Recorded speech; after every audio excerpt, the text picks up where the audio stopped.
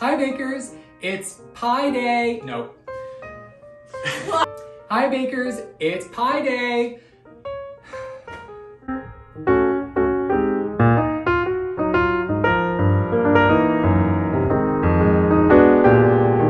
Hi bakers, it's pie day, so you know what that means. What does it mean? Pie! Pie! It's March, it's becoming spring. In Ohio we call this Fool's Spring. Is it called Fool's Spring here? It's like the first warm day. So I thought we could get a little festive and make some sort of fruity, citrusy, exciting pie. And it's March, so St. Patrick's Day, green. So I thought what better than a key lime pie? Key limes are significantly smaller than what we know as regular limes. These are actually called Persian limes. Key limes originally were grown in the Florida Keys region, and there was a hurricane in the 20s that wiped out the crop. And so now they're grown in a lot of regions in Mexico, but they're still called key limes. So if you don't have key limes or can't find them in your local supermarket, regular limes are totally fine. This is actually my first time making Martha Stewart's key lime pie with key limes. I've made it with regular limes before, it works. So you need limes, sweetened condensed milk, 4 eggs, 6 tablespoons of butter melted and cooled, 5 tablespoons of sugar, and 1 sleeve of graham crackers. I'm just gonna open this so that you don't hear it while I'm trying to talk.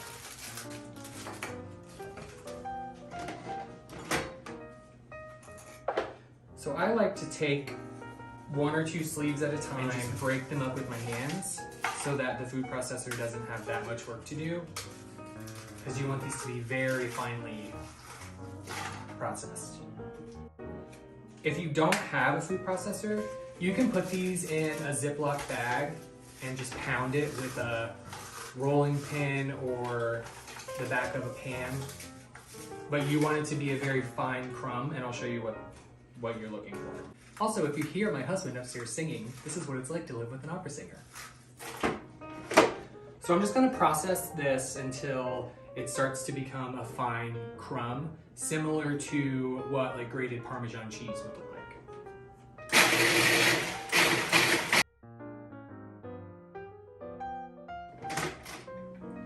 Okay, so I can see that it's getting nice and broken up, but there are still some bigger pieces left, so feel free to just go in there and mash those up with your fingers. Also a good way to get out your frustrations. So let's go ahead and pour in the sugar. We'll process that for a second.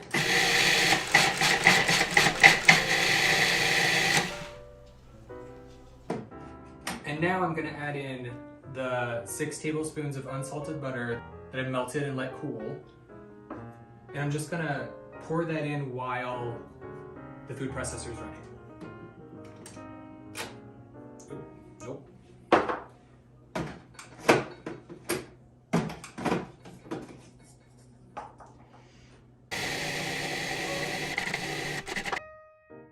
And if I squeeze it, see, it holds its shape. Oh. What? I didn't preheat the oven. Oh. In a 9-inch pie plate, we're gonna put the graham cracker mixture in and then even it out with our hands. Clean hands. Let's just get all of that in there. And just keep pushing until you get an even layer all the way up the sides of the pie plate as well. You know, this brings up a good point. Pies versus tarts. So a pie is traditionally served in a rounded pan like this. It's served in the pan that it's baked in, but it has 2 crusts, a bottom and a top. So you will think like an apple pie with the bottom pastry crust and the lattice top or something. Pie. This is called a key lime pie, but there's only a bottom crust. A tart is traditionally 1 crust at the bottom and it's baked in a tin, and you serve it outside of the tin. So I think the reason this is called a pie is because it's baked in the pie pan. But one could argue that this is a key lime tart. And hey, I'll let you argue. What is this, a tart or a pie? Let me know. It feels nice and even on the bottom. Good. So we're actually gonna bake this for 10 to 12 minutes, and that's gonna kind of set the crust, and then we're gonna put the key lime mixture in, and we're gonna bake it again. So that looks good. And remember, this is a homemade pie. It doesn't need to be completely even. This is all part of your stamp that you're putting on it. So this bakes in a 375 oven for 10 to 12 minutes until the outsides look like a golden brown.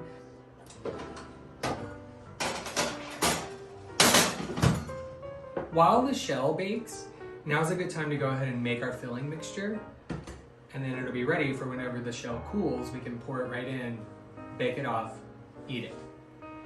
So we need 1 tablespoon of key lime zest, which you get from the limes, 4 egg yolks, which remember, I showed you how to separate them in the cake video.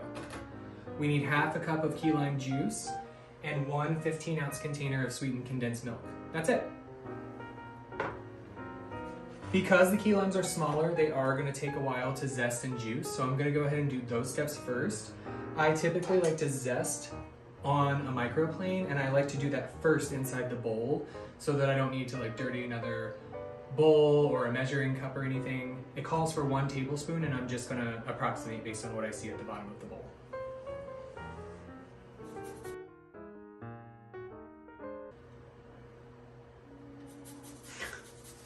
I just think that they smell different. To zest a citrus, what you're looking to get is the very top layer, and you don't want to go through to get any of that white. That's called the pith, and it's very bitter. Light zest. No need to put your pressure in on this. I would guess that this is about a tablespoon, but I have my measuring spoons here already dirty, so I'm just gonna check it to see if I'm close. Yeah, look at that. 1 tablespoon, and it doesn't need to be exact. Now I'm gonna juice these bad boys to get half a cup of lime juice. How many key limes do we think it'll take to get a half a cup of juice? I say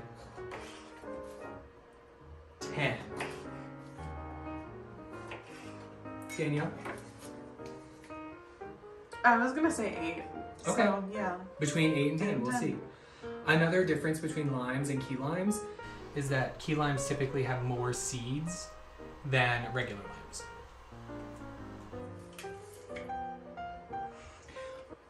Okay.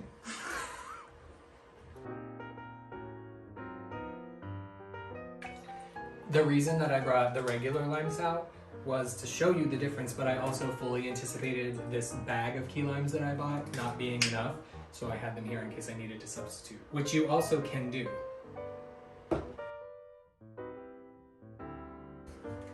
If you have key limes or even regular limes left over at the end, I'm going to show you how I like to decorate it with a little bit of lime zest and some lime slices on top. How many limes so far? That was 13, and I'm at a 1/4 cup. And you need half a cup? Yeah. Okay, see you tomorrow. Okay, 17. I'm gonna go ahead and use all of these. There were 21 in the pack that I bought. That's gonna be about like exactly 1/2 cup. Oh, it's done. So what you're looking for is for the outside rim to be golden brown, and I can tell that the bottom has gotten drier, and if I touch it, it's a harder consistency than the granules that we originally were working with. So we need to let this cool completely before we add our key lime mixture, because otherwise with the egg yolks, they would just kind of scramble when it hits the heat of the pie crust. So we gotta let it sit. A half a cup. So there are some seeds in here. So as I pour it in the bowl, I'm just gonna strain it to make sure that none of those get into the mixture. To continue making your filling, to the lime juice and zest, add 4 egg yolks, separated from the whites in a small bowl. Then add 1 15-ounce container of sweetened condensed milk.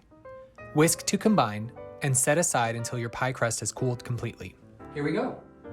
You can see the bits of key lime zest in the mixture. It's got a bit of a yellow hue from the yolks. It's thick from the sweetened condensed milk. I can smell there's a lot of lime aroma, which is wonderful. It took about 30 minutes for the crust to cool completely. And so I can feel that there's no residual heat on the bottom of the pan or on the crust as I touch it, so we are ready to bake. So I've lowered the temperature of the oven to 325. It's hard to do backwards. And this next part is very quick. This bakes for 15 to 17 minutes. What you're gonna be looking for is the outside of the filling to be set, but the inside still jiggles a little, because the residual heat from cooling will finish the baking. So if you took it out when the filling was already set, it would essentially be overcooked. So I'll show you what that looks like. So while this is baking, now's a good time to whip your cream. Will and I got this gorgeous copper bowl and this huge whisk for our wedding and haven't had a reason to use it yet, so I'm gonna whip cream by hand. I'm gonna use about a half a cup of heavy cream.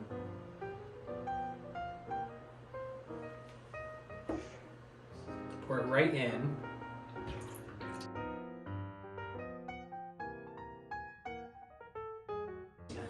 So at this point, the cream has reached the soft peak stage. So you can see when I dip the whisk in and pull it up, that's not soft peak.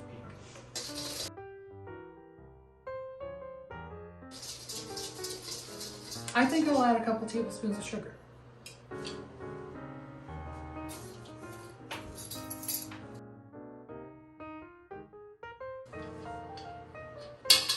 Oh!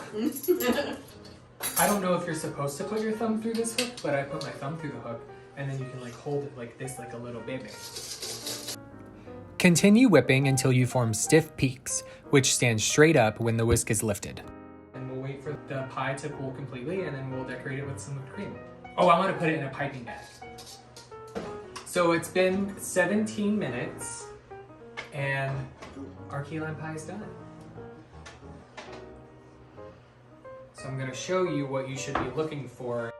You can see as I jiggle the pie, the inside definitely still jiggles back and forth. But when you look at the inside ring, it's set. You can tell that it's not moving. This is what you're looking for. The recipe said 15 to 17 minutes. This took me 17. And now I'm just gonna let it cool completely on a wire rack. That's gonna help set the rest of the mixture and finish the entire baking process. So the pie is cooled for about an hour at room temperature, and you can see, remember last time, the center was still kind of jiggly. It's set. So we're ready to decorate it and we're ready to eat it. So what I like to do is I made the whipped cream and I put it in a little piping bag with a star tip. And I'm just gonna pipe a star on what will be each slice of the pie. So 8 stars total.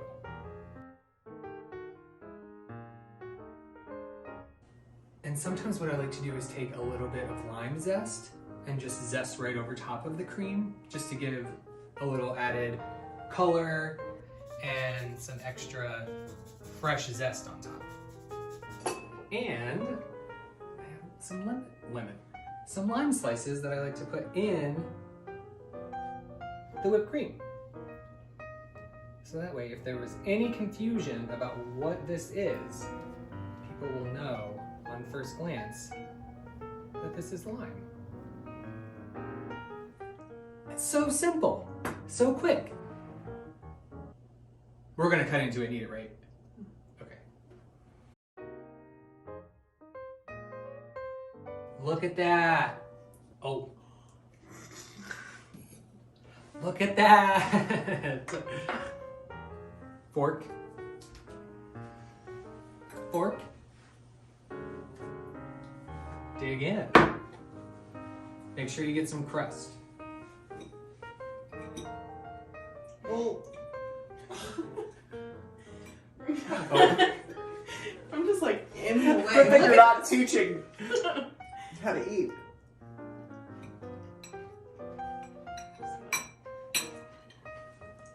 It's perfect.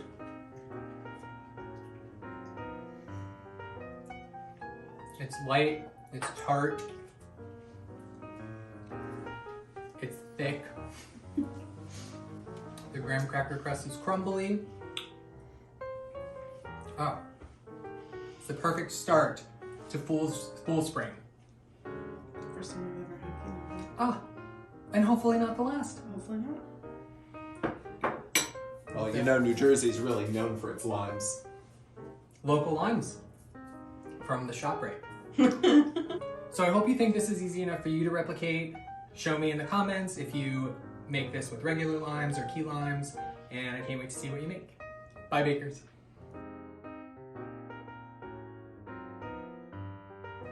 Hi, bakers. Just gonna do all- Yeah, because I didn't like the way I zoomed in on that anyway, Okay. so I'm just gonna leave it and you do your thing. It's back to normal? Yeah. Okay. Oh, not convection, not convection. I air fried potatoes in here last night. Oh, you're also just getting so much smoother at it. Yeah? Yeah. Thanks. So in a 9-inch, I can't even just stop saying so. Because every time that I start, I say so and I have to crop it out. How many times have you zested your finger? Oh, many. But this is like an old microplane and it's pretty dull. So even though I'm going over places that have previously cut my fingers, it's nothing. Let me just get your camera. Oh! Is it thick or is it thick? Thick. Almost LOL when you said still jiggles inside because I was like, same.